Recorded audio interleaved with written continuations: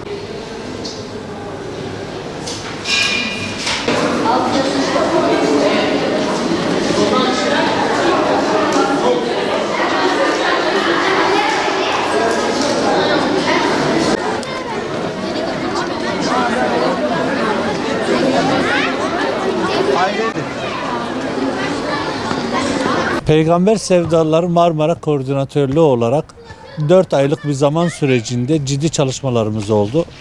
Bugün de bunun finalini yaptık hamdolsun. İstanbul'da yaklaşık olarak 16.000 katılımcı bu sınava girdi.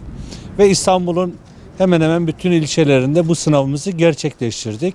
Esenyurt ilçemizde yaklaşık 2000 kişi sınava girdi.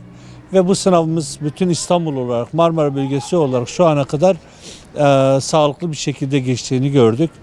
Engelli vatandaşlarımız ile ilgili olarak bütün kolaylıklar sağlandı. Engelli vatandaşlarımıza özel olarak hoca tahsis edildi ve onların da sağlıklı bir şekilde sınava girmeleri sağlandı. Peygamber Sevdalıları Vakfı olarak halkımızın bu teveccühüne teşekkür ediyoruz. Siyer sınavı bundan sonra her yıl devam edecek. Aynı teveccühün devamını bekliyoruz.